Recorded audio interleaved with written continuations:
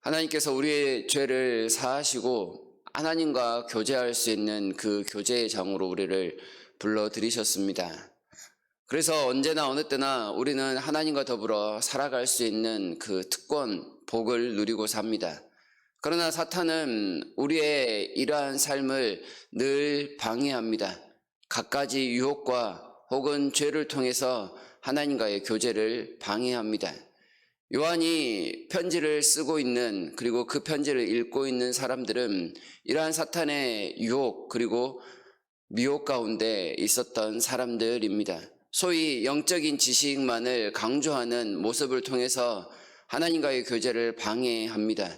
교회에서의 생활과 세상, 가정에서의 생활을 분리시켜서 하나님을 온전히 만나지 못하고 말씀대로 살아가지 못하도록 방해했던 그런 사람들 향해 요한은 오늘 자녀들, 아비들, 청년들을 각각 2번씩 불러가면서 성도다움이 무엇인지, 어떻게 이 세상을 이기며 살아야 할 것인지에 대해서 삼중적으로 설명하고 있다, 이렇게 말씀드릴 수 있습니다. 먼저 자녀들을 부릅니다. 12절과 14절에서, 물론 14절에서는 아이들이라는 표현을 씁니다. 이들은 이미 죄사함을 받았습니다. 아버지의 이름으로 죄사함을 받았고 또한 하나님 아버지에 대해서 알고 있습니다. 이미 하나님의 자녀가 된 사람으로서 현재를 살아가는 성도들이라고 표현할 수 있겠습니다. 이들이 알고 있는 그 지식은 자신들의 죄가 사하여졌다라는 사실이며 하나님이 나의 아버지가 되었다라는 놀라운 지식입니다. 이 지식은 머리에만 그치는 지식이 아니라 그들의 삶을 통째로 바꾸어 버린 아주 놀라운 능력입니다. 그들의 생활이 바뀌지는 않았지만 하나님의 자녀가 되었다란 이 사실만으로 그들의 삶은 충분히 바뀔 수가 있습니다.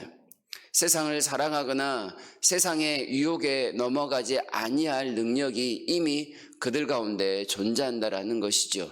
아버지의 자녀된 신분은 어디에서나 바뀌지 않기에 교회당에서는 물론이요, 교회당을 나서는 그 어느 곳에서도 아버지의 자녀답게 합당하게 삶을 살아야 한다라는 사실입니다. 하나님께서 그의 자녀들을 천사들을 통하여 호위하시고 도와주시는 그 모든 순간순간들을 생각하면서 자신이 받았던 그 죄의 용서함들을 세상 가운데 주변에게 나타내는 그 일들을 행해야 될 사명을 가진 사람, 그에 합당하게 삶을 살아가야 되는 모습이 바로 자녀로서의 삶이라고 할 수 있습니다. 이어지는 내용이 아비들에 관련된 내용입니다.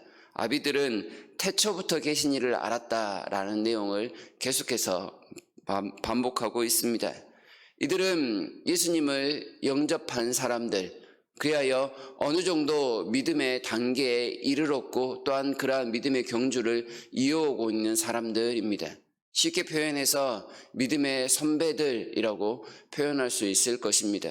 그 당시를 살았던 믿음의 선배들에 해당되는 사람들 혹은 그 윗대에 해당되는 사람들이라고 할 수 있는데요. 이들에게 중요한 점은 태초부터 계신 하나님의 존재를 알고 있었다라는 것입니다. 그들이 존재하기 전부터, 사람이 이 땅 가운데 오시기 전부터 계셨던 창조주 하나님의 그 손길 가운데 거했던 사람들입니다. 어떠한 어려움 속에서도 하나님께서 앞서 가시며 그들의 손을 잡아 끄셨던, 그리하여 그 모든 어려움을 이겨낼 수 있었던 사람들입니다. 많은 어려움에도 불구하고 이겨낼 수 있었던 것은 하나님께서 먼저 가셔서 길을 내셨습니다. 불 가운데서도 건지셨고 물 가운데서도 놀라운 그 길을 나타내심으로 말미암아 그의 자녀들을 하나도 잃어버리지 아니하고 온전한 주의 사랑 가운데로 이끄셨던 그 하나님의 놀라움이 여전히 나타납니다. 그 사실을 믿는다면 결코 어느 누구도 넘어지지 아니하고 오늘을 충분히 살아갈 수 있을 것임을 강조하고 있습니다. 세 번째는 청년들에 대한 내용입니다. 청년들은 이미 악한 자를 이겼다. 그리고 그들은 강하여 또한 흉악한 자를 이겼음을 13, 14절에서 연이것부 이야기를 합니다. 청년들은 쉽게 현재를 살아가고 있는 성도들이라고 표현할 수 있겠습니다. 그들은 세상에 빗대어 보면 약해 보입니다.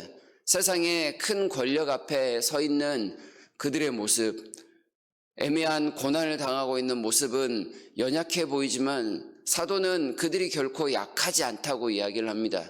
그들이 오히려 강한 자다라고 이야기합니다. 강하여 이미 약한 자를, 흉악한 자를 이겨내기에 충분한 사람들이기에 그들은 어떤 유혹 속에서도 이미 이길 수 있고 또한 이겨낼 것을 강조하고 있는 것입니다. 이들과 함께하는 하나님이 너무나도 강력하시기에 사탄의 머리를 깨뜨려 버리신 예수 그리스도의 이름이 그들에게 무기로 주어져 있기에 이들이 약하지 않습니다. 또한 성령님의 능력으로 늘 말씀을 생각나게 하시기에 그 말씀을 통하여 지혜를 얻고 말씀을 통하여 죄를 회개함을 통해 그 사탄의 권세에서 벗어날 수 있기에 약하지 않다 이야기하고 계십니다. 말씀이 이미 그들 가운데 있어서 하나님께 속한 사람으로서의 삶을 능히 살아갈 수 있어서 오히려 세상으로부터 유혹을 당하고 그들에게 집중 공격을 당하는 것임을 우리에게 알려줍니다. 성도들이 약해 보일 수 있으나 오히려 성도들이 강하기에 고난을 당하고 미혹을 당하는 것이라는 그런 논리 전개를 이 사도가 우리에게 가르쳐주고 있습니다. 중요한 것은 현재 어떤 유혹이나 미혹 가운데 있는 성도들의 삶이 바로 이 청년들과 같다는 사실입니다. 청년들은 이미 이긴 사람들입니다. 이미 그리스도께서 승리하신 것처럼 성도들 역시도 그리스도와 함께 이미 승리한 자이기에 그 사실을 믿고 담대히 나간다면 어떤 싸움 속에서도 진리가 없는 그런 사람들이라고 가르쳐 줍니다.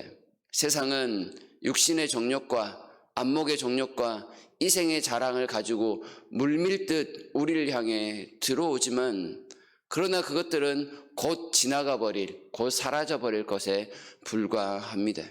이것들을 무서워서 혹은 두려워서 타협하거나 그들의 유혹 가운데 넘어가는 것은 하나님을 사랑하는 것이 아니요 세상을 사랑하는 것에 해당되니 그렇게 살아서는 안 된다고 말씀하고 있습니다.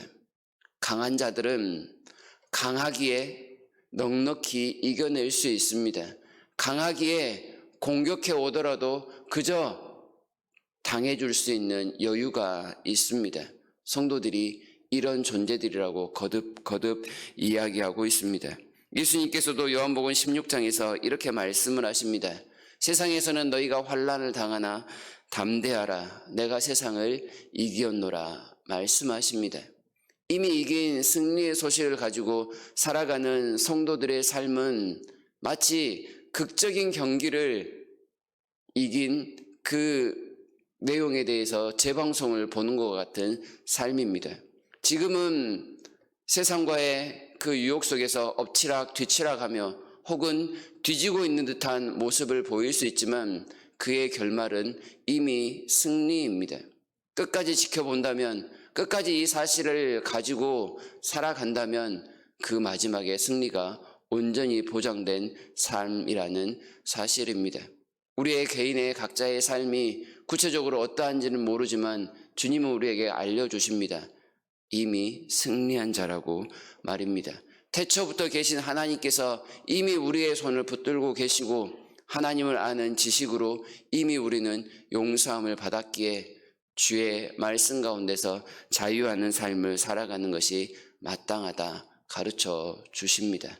그 사실을 알기에 우리는 그 삶에 합당하게 성도다움을 살아가야 할 것입니다.